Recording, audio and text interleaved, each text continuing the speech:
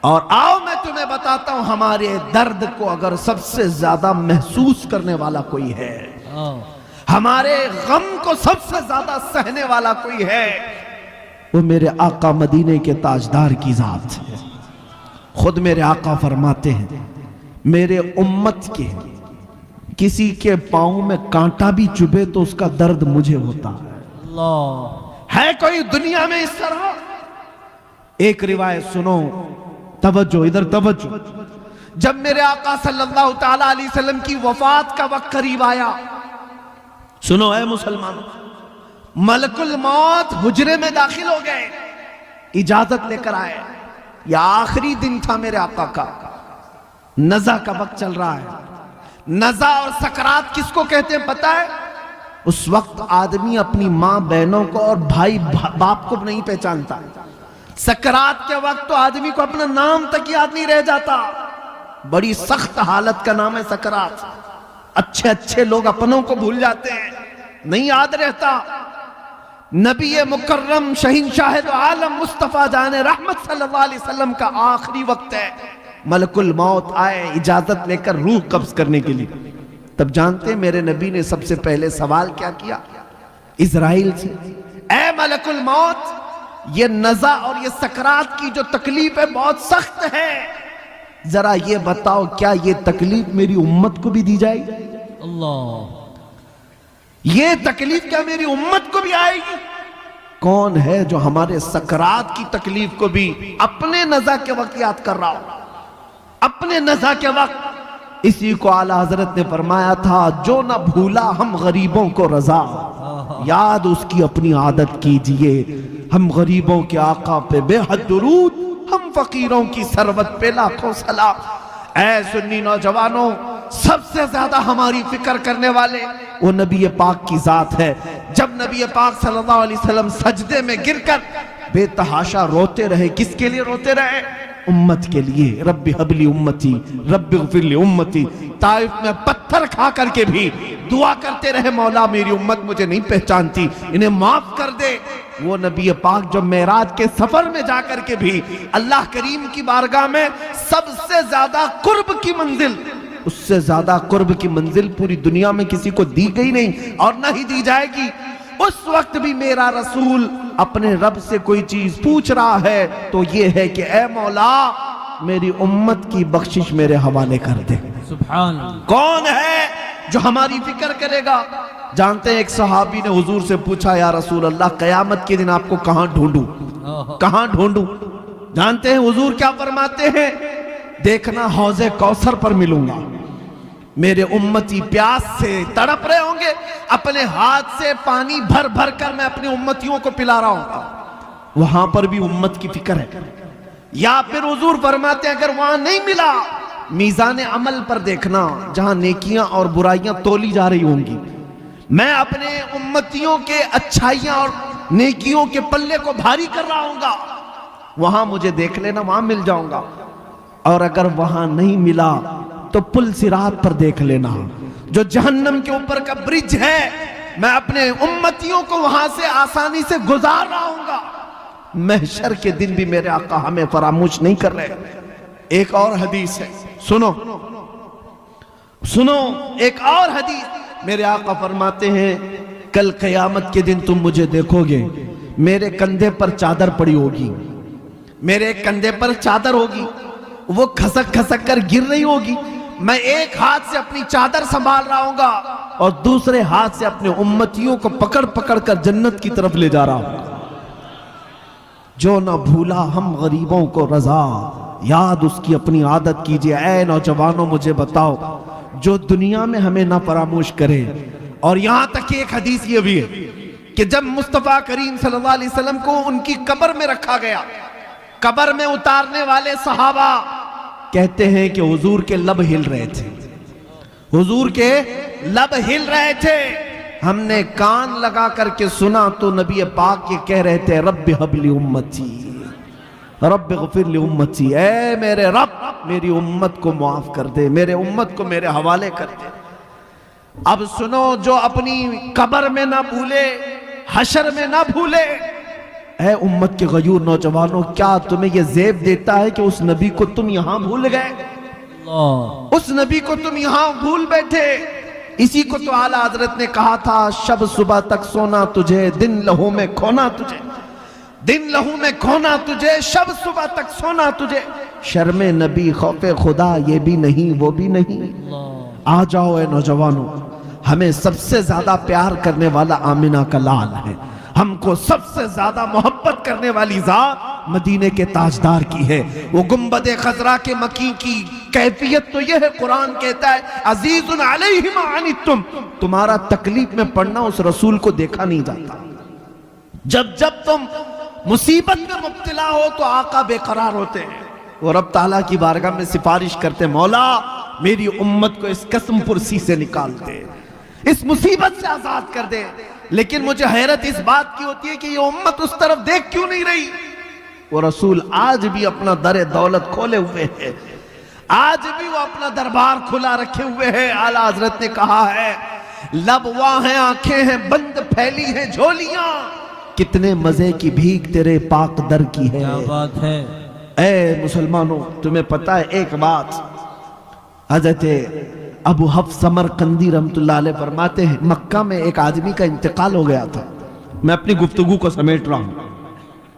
مکہ میں ایک آدمی کا انتقال ہو گیا، اس کا اکلوتا بیٹا تھا، لیکن جس شخص کا انتقال ہوا مرتے ہی اس کا چہرہ گدھے کی طرح بن گیا، گدھے کی شکل ہو گئی، جانور کی طرح چہرہ بن گیا۔ کسی کے گھر میں کوئی باپ مرا ہو اور چہرہ جانور کی طرح ہو جائے، کیا وہ دکھا سکے گا دوسروں کو میت؟ بیٹے نے جلدی سے دروازہ بند کر دیا، رونے لگ گیا کہ کیا ہو گیا میرے باپ کے ساتھ، کیا ہو گیا؟ گھر والوں کو معلوم تھا، باہر کسی کو نہیں معلوم۔ روتے بیٹا اب کیا کریں؟ بیٹے نے یہ سوچا کہ گھر میں یہ گڑھا کھودوں گا اور یہیں پر باپ کو دفن کر دوں گا، بتاؤں گا نہیں، کیونکہ عزت کا سوال ہے، کوئی دیکھے گا اس کا باپ جانور کی طرح ہو گیا، مرنے کے وقت کیا کہے گی دنیا؟ روتے ہوئے اپنے گھر میں بیٹھا تھا، اچانک اس کے گھر کا دروازہ کھلا اور ایک بزرگ گھر کے اندر داخل ہوئے، ان کے چہرے پر چادر پڑی تھی۔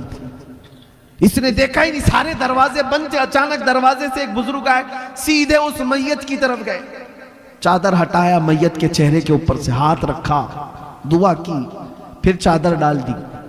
یہ نوجوان جو بیٹا بیٹھا ہوا تھا یہ دیکھ رہا تھا اس بزرگ کو آتے ہوئے اور پھر یہ کرتے ہوئے، پھر وہ بزرگ اس کے پاس آئے، کہا پوچھا کیا بات ہے، کیوں رو رہا ہے؟ یہ چہرہ اٹھائے بغیر کہتا میں جانتا نہیں آپ کون ہیں، کیسے آ گئے، لیکن آپ نے دیکھ ہی لیا ہے، اب میرے باپ کے چہرے کو تو دیکھو، میرا باپ مرا ہے، چہرہ جانور کی طرح ہو گیا، اس بات کے غم میں رو رہا ہوں۔ آئے ہوئے بزرگ نے کہا اٹھ جا، دیکھ تیرے باپ کا چہرہ سلامت ہے۔ وہ گیا، جا کر دیکھتا ہے چادر ہٹا کر باپ کا چہرہ تو چاند کی طرح چمک رہا تھا، خوبصورت ہے، کچھ نہیں بدلا۔ خوشی کے مارے رونے لگ گیا، اور یہ بزرگ گھر سے نکل ہی رہے تھے، دروازے تک پہنچے تھے، دوڑتا ہوا آیا اور اس بزرگ کا دامن پکڑ لیا، پوچھا آپ کون ہیں؟ اللہ کے فرشتے، آپ کیسے میرے گھر پر آئے، یہ کیسی رحمت؟ آئے ہوئے نورانی بزرگ نے پلٹ کر کہا انا محمد رسول اللہ، میں محمد اللہ کا رسول ہوں۔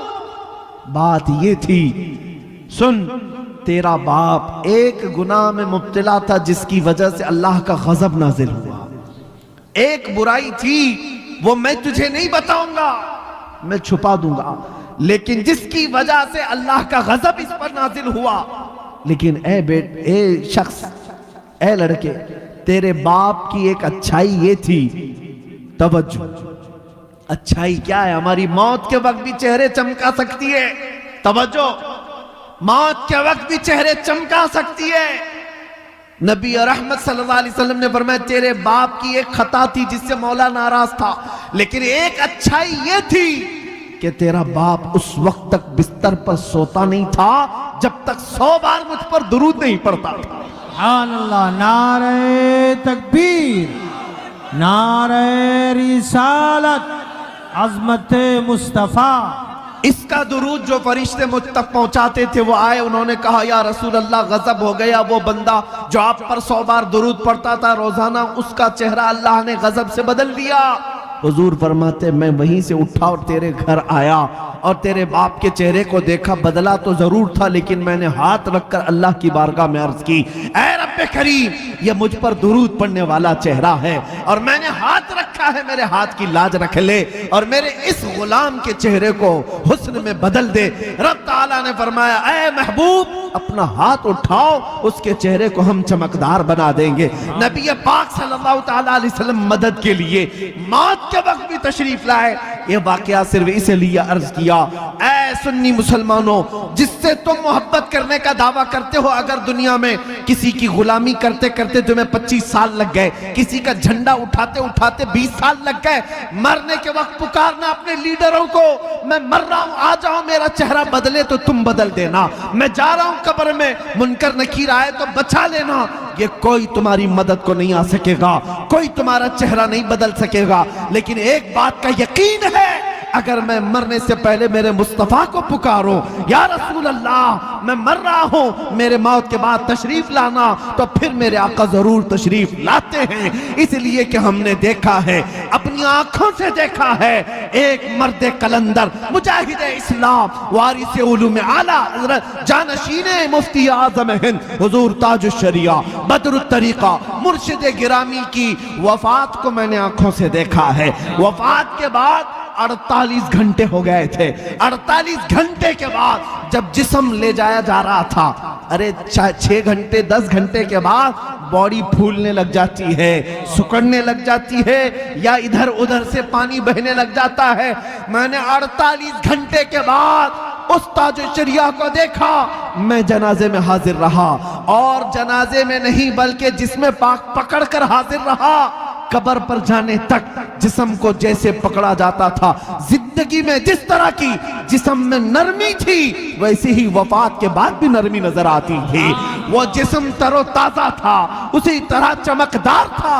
वो क्यों था मैं आपको बताऊं, इसलिए कि उस ताजुश्शरिया ने अपनी वफात से पहले बारगाहे मुस्तफा में यूं कहा था, या रसूल अल्लाह, मैं मरूं तो मेरे आका, ये मलाइका से कहना, मैं मरूं तो मेरे आका, ये मलाइका से कहना, इसे कोई मत जगाना, अभी आंख लग गई है तेरे दामने करम में, जिसे नींद आ गई है वो फना न होगी, उसे जिंदगी मिली है। नारे तकबीर, नारे रिसालत, करिया करिया। मेरे अजीजों, बस मुख्तसर सी बात समेटता हूं, जो जिंदगानी तुम्हें अल्लाह ने दी है, बाकी आज ये इरादा कर लो, आज ये इरादा कर लो, जिएंगे तो मेरे मुस्तफा के सुन्नतों पर जिएंगे। एक भी नौजवान उठ करके ये अहद कर लिया, हमारा जलसा वसूल हो गया, हमारी रात कबूल है। एक भी गुनाहों से तौबा कर ले कि आज के बाद मैं गाने नहीं सुनूंगा, वादा करते इंशाअल्लाह, जो सुनेंगे मेरे मुस्तफा की नातें सुनेंगे, कलामे रब्बानी सुनेंगे इंशाअल्लाह। बस एक भी खड़ा हो जाए, मेरे मुस्तफ़ा करीम सल्लल्लाहु ताला अलैहि वसल्लम की नजर इनायत हो, और उसके सदक़े में मौला करी। बैठो बैठो बैठो, मुझे पता है पूरा मजमा खड़ा होगा, क्योंकि हर एक के दिल में ये जज्बा है, हर एक के दिल में जज्बा है। और मुझे पता है दुनिया आज इसी बात से तो लर्ज़ा है, इसी बात से खौफज़दा है कि किसी दिन ये खड़ा हो गया तो दूसरों का उठना भी मुश्किल हो जाए। हाँ, किसी दिन ये खड़ा हो गया तो दूसरों का उठना भी मुश्किल हो जाए। इसीलिए दुनिया तुम्हें नशा दे दे करके सुलाती है। बहुत ज्यादा तुम्हारे मोहल्लों में नशा इसीलिए दिया जाता है कि ये जितना नशा करके सोते रहे, हम जागते रहे। जिस दिन ये नशा छोड़ देगा, हमारी नींदें हराम कर देगा, हमारा सुकून गारत हो जाएगा। अजीज़ाने गिरामी वक़ार, आज फिर दुनिया को ये बताने का वक्त है, कुव्वत इश्क से हर पस्त को बाला कर दो, कुव्वत इश्क से हर पस्त को बाला कर दो, दहर में नामे मोहम्मद से उजाला कर दो। आज के पूरे इस मजमे को मैं इख्तिताम पर लाते हुए बारगाह मुस्तफ़ा में अब ये अहद करता हूँ, सब मेरे साथ हुजूर की बारगाह में अहद करते हैं इंशाअल्लाह। नबी रहमत सल्लल्लाहु अलैहि वसल्लम को हाजिर और नाजिर मानते हैं, उन्हें मालिक व मुख्तार मानते हैं, ہم سب کا آقا و مولا مانتے ہیں, ہم سب کی جانوں کا مالک مانتے ہیں. آؤ اس نبی رحمت کو گواہ بنا کر اب عرض کرتے ہیں, یا رسول اللہ, ہم نے دنیا کی رنگینیاں بہت دیکھی, عیاشیاں بہت کی, لیکن اب جئیں گے تو اس وعدے کے ساتھ کہ دوسروں کی غیروں کی نتھو کھیروں کی بات نہیں کریں گے. یا رسول اللہ, اب بات کریں گے تو یہ کہیں گے, دہن میں زبان تمہارے لیے, بدن میں ہے جان تمہارے لیے, ہم آئے یہاں تمہارے لیے, اٹھے بھی وہاں صبا وہ چلے کہ باغ پھلے, وہ پھول کھلے کہ دن ہو بھلے, لوا کے تلے سنا میں کھلے, رضا کی زبان تمہارے لیے. لوا کے تلے, لوا کے تلے, لوا کے تلے سنا میں کھلے. یا رسول اللہ, ہم سب کی زبان تمہارے لیے, ہم سب کی زبان تمہارے لیے, ہم سب کی زبان تمہارے لیے. لبیک یا رسول اللہ, لبیک یا رسول, لبیک یا رسول اللہ, لبیک یا لبیک یا رسول اللہ. وآخر دعوانا الحمد